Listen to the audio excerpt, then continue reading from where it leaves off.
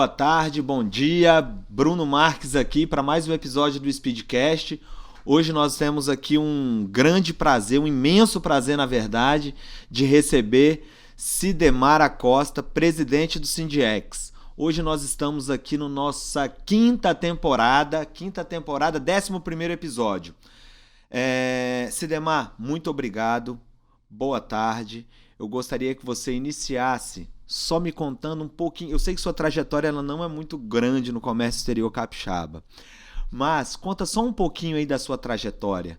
Você é um ícone do nosso estado e eu quero te agradecer inicialmente. No final agradeço de novo, mas muito obrigado pela sua presença, tá bom? Obrigado, Bruno. Bruno Marques.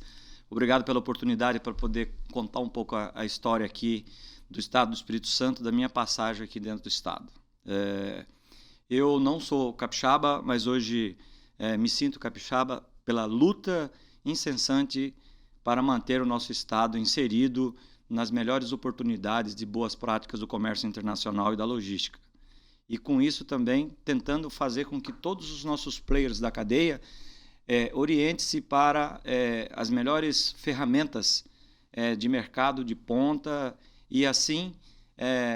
na década de 90, lá no princípio da década de 90, 1993, eu chego no Espírito Santo junto com as primeiras importações de veículos. Tá? Nessa época, então, a gente começa toda uma história aí do comércio exterior com o Espírito Santo, porque anos anteriores, a abertura do Brasil para o mundo, no governo lá do Fernando Collor de Mello. E a gente teve início dos anos 90. Início dos anos 90. Mas você já chegou aqui como... Você chegou aqui no Espírito Santo em 93, mas você já chegou participando das importações. Já cheguei participando. Eu venho para o Espírito Santo já com uma trade, que ela era uma das maiores trades, inclusive chegou a ser considerada a maior trade do mundo, que é a Cotia Trade. Caramba! Tá? A Cotia Trade foi, até 2018, uma das maiores trades do Brasil. Tá? Então eu chego aqui, como eu te falei, na década de 90, em 1993, são 30 anos aqui dentro do estado. Obviamente tive aí alternância, saí, voltei para outras oportunidades, para estudar, morar no exterior, mas sempre com negócio dentro da... Comércio exterior sempre no Sempre dentro do comércio exterior e sempre do grupo da Cotia. E aí chega em 1993, como eu estava te falando, para a gente fazer uma linha do tempo, começa aí as primeiras importações que tomou notícias bastante importantes a nível de Brasil, que foram os primeiros carros que aqui chegaram. E a gente chega junto com isso, eu chego junto nesse momento com esses veículos, aí vem a história, né? Em 1996 tivemos um momento delicado no país, onde teve aumentos de impostos e acabou tendo aqui uma grande concentração de veículos. Foi onde a gente criou a Praça do Papa, onde nós colocamos ali milhares de veículos. Tá? E aí como que passa toda essa minha história aqui no Espírito Santo? Aí eu venho para dentro do Espírito Santo, em 1995 o grupo resolve criar aqui um terminal alfandegado, associa-se com um empresário local e mais à frente assume toda a parte do terminal. Esse terminal ficou sob a direção do Grupo Cotia até 2019 e depois ele foi vendido para o atual grupo, que por sinal está tocando muito bem o terminal. Muito bonito, a gente vai lá, sempre muito bem organizado. Porque a empresa já tinha toda uma estrutura de governança muito bem instalada. Sim. Por se tratar de um terminal aduaneiro. E quando se trata de relação com a aduana, tem pré-requisitos rigorosos que você tem que fazer entregas mensais. Era um dos poucos, né, Cidemar, que eram alfandegados. Sim, sim. Você atuou muito tempo ali.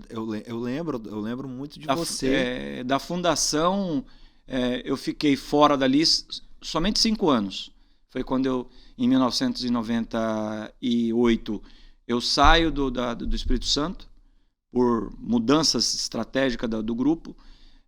Eu me torno diretor de uma joia que foi feita com a Penske, que virou no Brasil uma empresa chamada Cotia Penske, exclusivamente de logística, voltada para o comércio internacional, e aí eu saio para fazer toda essa parte de implementação, implantação, clientes novos que entraram, tropicalização Você com os ficava americanos. mais com comercial, Sidemar? Nunca, sempre na logística. Sempre na logística? Sempre na logística, sempre nos bastidores.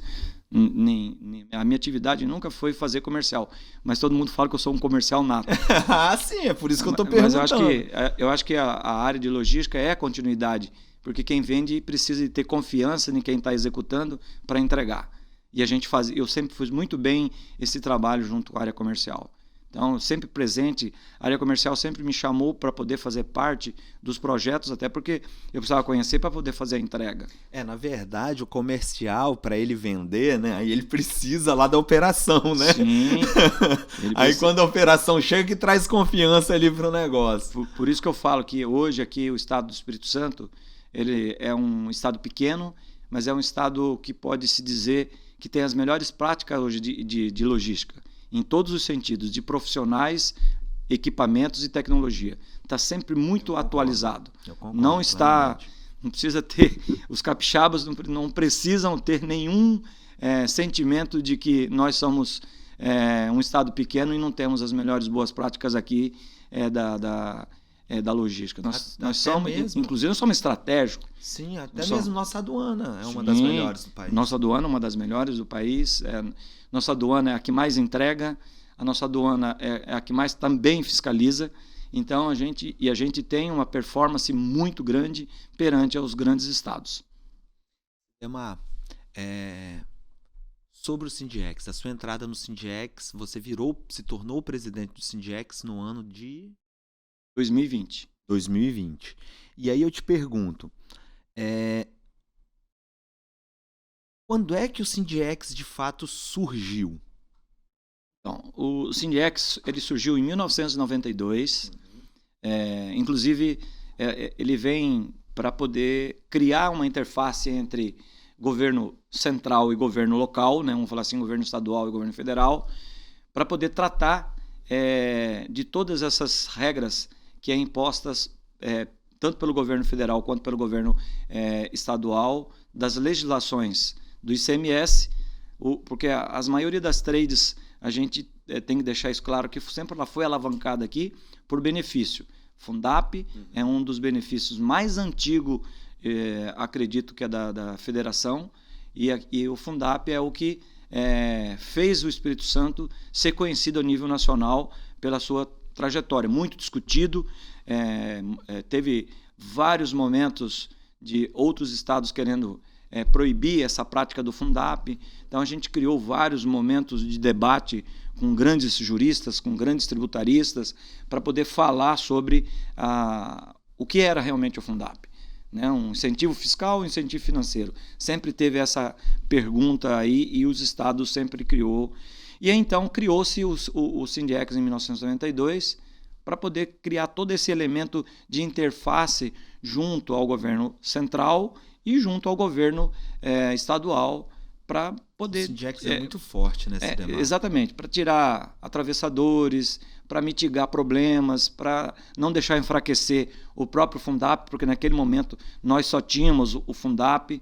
Daí então que veio se criando outros benefícios que depois logo em seguida veio o Invest. Você comentou de Fundap, o Sidemar, eu queria até já puxar por uma coisa, que nós realmente perdemos uma questão. O Fundap, você acabou de dizer que ele foi um dos benefícios fiscais aí, pioneiros no Brasil, e ele podia ser importado e utilizado em qualquer porto brasileiro. Eu tenho uma noção sobre isso, mais ou menos. E depois ele acabou que só poderia ter o Fundap mercadorias que viessem, descessem no estado do Espírito Santo, que fossem desembaraçadas no estado do Espírito Santo. Ele chegou a existir isso, que ele poderia ser utilizado? Desceu a carga lá no norte, no sul, no nordeste.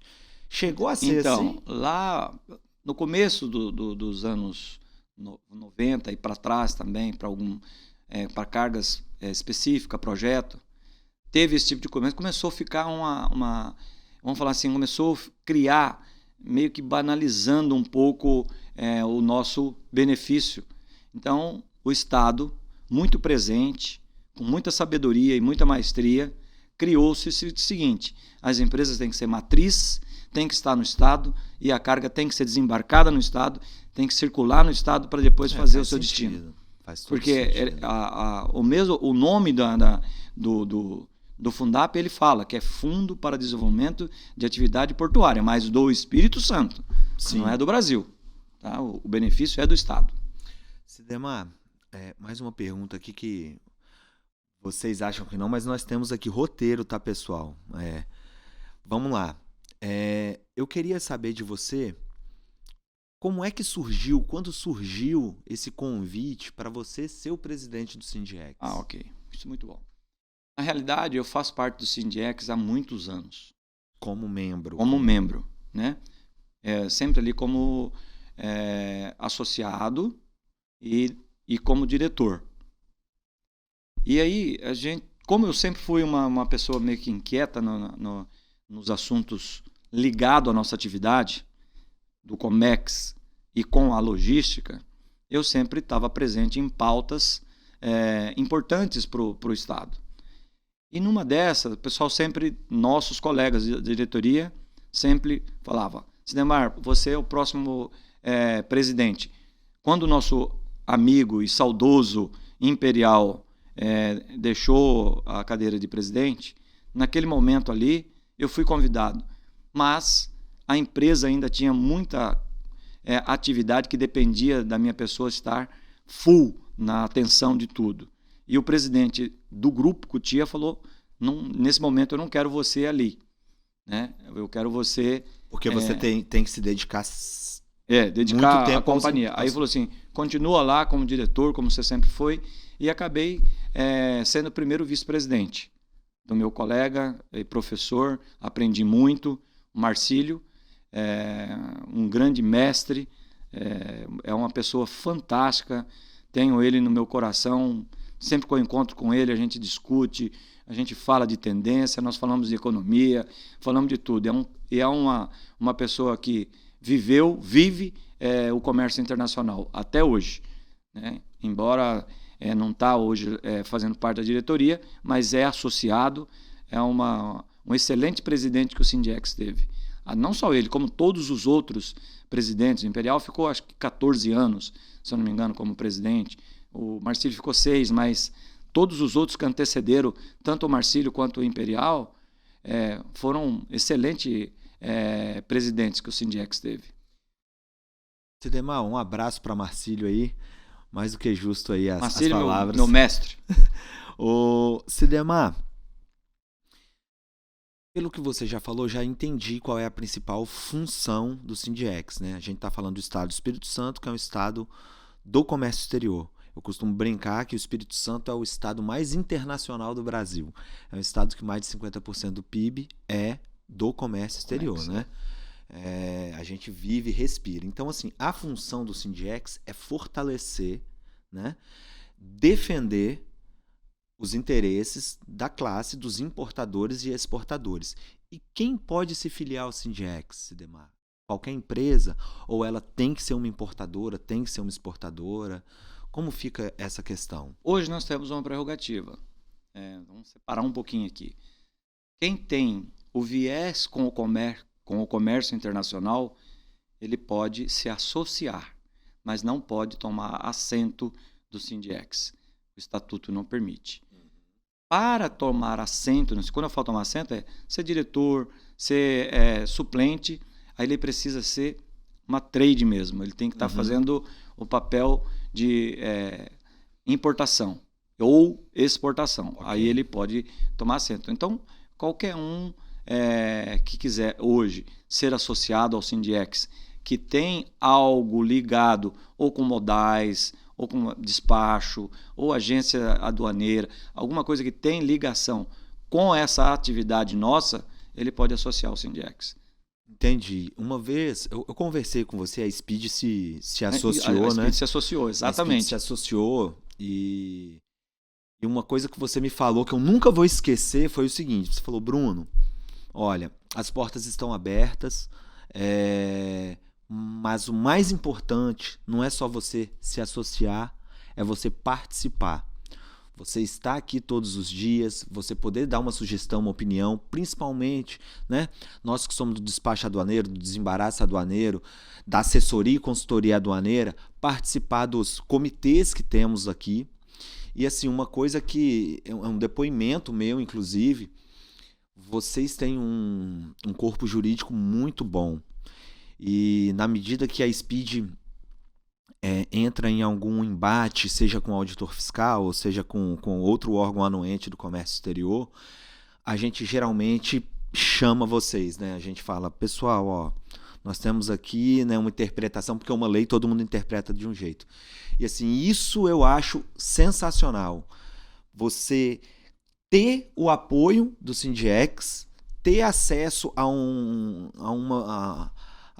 que o Sindiex nos proporciona sendo associado, né? E poder participar ajudando de alguma forma, para mim é a melhor parte.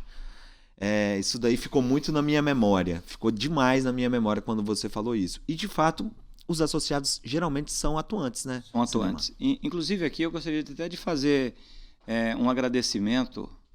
Hoje eu sou diretor executivo da Sertrade. Quero aqui agradecer ao Luciano, ao Tiago e ao Alfredo, que me dão essa liberdade, inclusive, de ser presidente do Sindiex, de estar lutando aqui pela causa.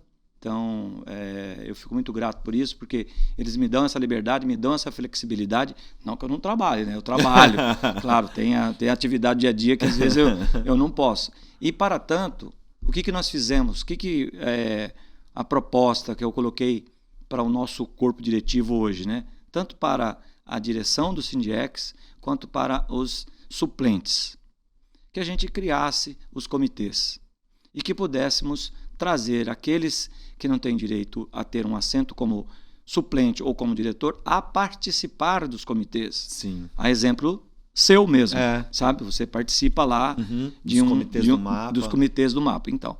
E aí a gente acabou criando esses comitês para tirar, assim, para ficar mais fácil a gestão e tornar o Sindiex um pouco de fora para dentro, né? Sim. Não só de dentro para fora. Então, aí colocamos os comitês. Primeiro nós organizamos dentro e depois nós fomos para fora. E fomos para fora de maneira organizada, bem orquestrada com os comitês. Cada diretor tem uma responsabilidade, então eu não preciso estar presente. Por exemplo, tem uma reunião com o MAPA. Antes tinha que ir o presidente. Hoje vai o coordenador do comitê da Anvisa e MAPA. E é realmente quem aí nós tá temos, ali no... nós temos um coordenador exclusivo para a Receita Federal. Sim. Nós temos um coordenador para tratar de assuntos tributários. E assim sucessivamente. Hoje, salvo engano, nós temos 6 comitês ou 7, alguma coisa assim. Tá? Não me recordo aqui do nome de todos, mas eu acho que está nesse número aí. E que estamos bastante servidos com isso. E a gente percebe que a gente conseguiu, com vamos falar assim, com esse modelo de gestão, a gente também trouxe para dentro uma segurança e nos fez olhar um pouquinho para o terceiro setor. Porque nós somos terceiro setor. E nós precisamos entregar para os associados. Porque só não faz sentido ter uma instituição do tamanho que é o Sindiex, da magnitude que é o Sindiex. Inclusive, a nossa assessora de imprensa, a Aline, ela sempre fala, o Sindiex, ele quando faz, ele tem que fazer muito bem feito. Mas a gente hoje já tem essa marca dentro do Estado e tudo que a gente propõe a fazer, a gente tenta fazer da melhor forma possível e para entregar o melhor resultado para os nossos associados. Isso traz segurança para os associados e traz segurança para quem lê, compra as ideias do Sindiex, como você mesmo falou. Nós temos uma área jurídica atuante, uma área jurídica que tem os dois lados dentro da estrutura, que olha muito para a parte legal e para a parte tributária. Então, a gente não olha só o legal. Agora mesmo, por exemplo, sobre a reforma tributária, que eu acho que a gente vai falar mais à frente, mas a gente está estudando aí, junto com outras entidades, possibilidades para tentar deixar, pelo menos, garantida a atividade econômica do Estado. A gente vai entrar nesse assunto rapidamente aí da reforma tributária. Eu sei que ela é um organismo vivo, ela ainda foi aprovada, mas existe já, você me falou nos bastidores, mais de 50 emendas, enfim. Mas assim, para a gente finalizar ainda sobre o Sindiex, na sua visão desses 31 anos de Sindiex, o que mais representou? O que você viu assim porque assim, o Sindiex de todas as organizações, de todos os sindicatos, de todas as associações que eu vejo, eu acho que tem mais força realmente ao Sindiex. Eu vejo ali que vocês se reúnem, né? Quando vocês querem abordar algum tema, algum assunto, aqueles que é do interesse do importador. Vocês não medem esforços para estar em Brasília, para estar governador do estado, para estar com vice-governador, senador, deputado federal, estadual, enfim. Vocês têm uma força política muito grande também, vocês são muito fortes. Essa é a visão que todos nós temos. E de tudo que vocês já conseguiram ao longo dos anos. Você queria ponderar algumas coisas do que vocês, ao longo dos anos, que vocês fizeram, conquistaram, que você lembre, assim, que você fala, poxa, isso foi um grande feito do Sindiex. A maior conquista do Sindiex, no meu ponto de vista, é garantir a manutenção dos benefícios aqui no Estado, como sempre foi. Porque eu falei lá no começo, nós tivemos muitas demandas a garantir os benefícios do Estado, tanto o Invest quanto o Fundap, porque a gente sempre teve muito presente. O Sindiex sempre foi uma interface dos associados com todos esses entes que você citou, não só da parte de governo, mas sim também dos anuentes e dos intervenientes. Então, a gente sempre teve muito presente, debatendo e garantindo e assegurando esse tipo de movimento dos benefícios. A gente, por exemplo, quando teve a Resolução 13 que diminuiu a carga tributária de 12 para 4, sim, a alíquota, né? Uhum. Muita gente ficou com medo, falou, acabou o Fundap. Sim. Uma coisa que às vezes eu sou abordado por alguns ainda e pergunto, não, o Fundap acabou. O Fundap não acabou. O Fundap teve uma diminuição na sua alíquota. O Fundap continua em pé e vai até 2032. Então, ele continua com uma alíquota menor e ainda dando resultado para o nosso Estado, fomentando e trazendo para cá ainda muitas empresas. O Bruno, tem muita multinacional que hoje prefere fazer Fundap do que fazer qualquer outro benefício, porque ele se sente mais seguro. É um benefício que está aí há anos, desde a década de 70. Então, você imagina um instrumento... A segurança, né? A segurança, um modelo legal que deu certo, que foi, por muitas vezes, colocado em xeque, né? Se era benefício fiscal, se era benefício financeiro, se podia, se não podia, o que podia. E hoje está aí em pé, com a alíquota menor, obviamente. Se a gente tivesse com a alíquota cheia, o Estado do Espírito Santo hoje seria uma Dubai, eu acredito. O Estado ele tem um futuro muito promissor aí com todos os investimentos que estão tendo, né? Porto de Metame, Viportes, renovação lá da Login. Mas, edição, faz esse corte aí, hein? Vocês ouviram o que o Sidemar falou aí, né? Fundap até 2032, não acabou, tirem isso da cabeça, não existe isso que Fundap acabou.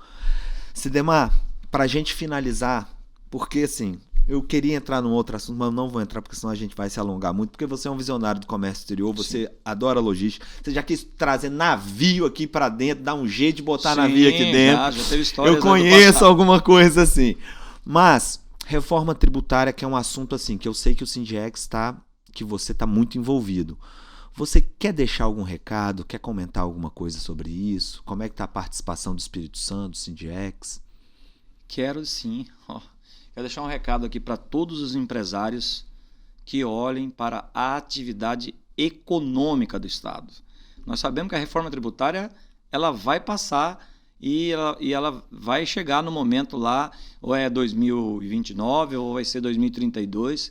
Nós vamos lutar muito para manter os benefícios até 2032, até 31/12/2032.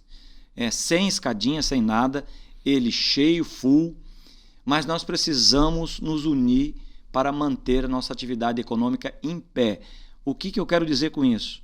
Não só olhar para alguma oportunidade que venha, que seja política ou técnica, que a gente consiga colocar agora no Senado. Nós estamos trabalhando para isso, nós estamos reunindo com várias entidades, nós vamos ter encontros daqui mais umas 2 semanas, nós estamos esperando um estudo para ver o impacto de tudo isso, para a gente levar isso para o governo, para a bancada federal, para poder pedir aquilo que a gente realmente precisa para manter a atividade econômica do Estado. Nós somos um Estado privilegiado, nós temos uma geografia muito legal, nós estamos aqui próximo do centro consumidor, mas se nós não tivermos nenhum tipo de fomento para a atividade portuária, principalmente, a gente poderá ter problemas de descontinuar alguma matriz de negócio aqui dentro do Estado. Eu não sei mensurar, mas a gente vê que aonde vai estar o consumo é onde vai estar mais próximo de chegar uma carga. Na costa brasileira hoje, nós temos 2 grandes portos que estão instalados muito próximo da gente, um é no Rio, outro é em São Paulo. Então a gente precisa ter aqui no nosso estado a consciência de todos os empresários, de todos os atores do governo, para que nos ajude a manter a atividade econômica do estado em pé, porque o estado ele é logístico. E sendo logístico, hoje nós temos uma infraestrutura já muito bem instalada, que é a parte de retroárea. E nós daqui a pouco, como o próprio Bruno falou aqui, nós tivemos aqui o investimento da Vportos, nós estamos com próximos anos aí a inauguração do Porto de Imetame e outras coisas a mais, aeroportos sendo inaugurado, um voo novo que acabou de chegar da Avianca. Então, a gente tem aí inúmeras oportunidades para enriquecer mais ainda o nosso estado e garantir essa atividade econômica aqui dentro do estado. Então é isso, Bruno. Eu acho que nós precisamos disso, nós precisamos agora unir. Não olhar, sabe, se a grama do vizinho está mais verde Sim. ou não, qual é o problema de um e do outro. É olhar hoje para a atividade, porque 10 anos passa muito rápido. Passa. E assim, eu até gostaria de complementar, nós temos ainda a renovação, né, até 2048 da concessão da Login, do TVV, nosso porto de container, atualmente. Eles estão investindo, eles ainda tiveram a MSC, a detentora de 73% daquele porto. Nós temos uma rodovia do contorno aqui do Mestre Álvaro, que vai facilitar a movimentação de carga no contorno, na serra. Nós temos, assim, torcendo para que o governo do estado, juntamente com eu não sei quais os órgãos, para a duplicação da nossa via para o norte do estado, da nossa rodovia para o norte do estado, da BR para o norte do estado. O setor agro do norte do estado é muito forte em importação e exportação, é um setor que movimenta muito também, fertilizante, exportação de muita coisa. Nós temos um estado riquíssimo, que vive e respira comércio exterior, mas o governo do estado ele é atuante, Silemar? É atuante.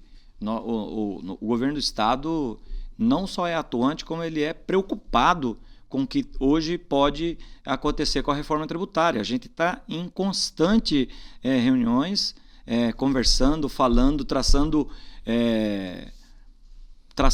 meios para garantir a manutenção do que nós temos hoje. E eu tenho certeza que nós vamos conseguir, e em 2033 o Estado não vai ter nenhuma perda. Eu sou muito otimista, porque o Estado ele é provedor de bons profissionais, de boas empresas, e é um estado que é hoje estratégico na costa brasileira. Verdade. Poxa, Silemar, quero te agradecer imensamente a sua participação. É um prazer falar com você. Eu sei que a sua agenda ela não é uma agenda comum, tá bom? Mas eu quero agradecer pelo tempo, pela aula, Imagina. Pelos comentários. Imagina. Eu acho que assim, a nossa audiência vai poder aproveitar muito, foi muita informação rica. Eu realmente, de verdade, gostaria de continuar com algumas perguntas, mas Renato, já está todo mundo mandando eu parar ali. Silemar, muito obrigado. Tá bom? Ok. Prazer falar com você. Bruno, eu que agradeço. Pessoal, um grande abraço. Esse foi o nosso 11º episódio e esse aqui eu tenho certeza que nós vamos bombar.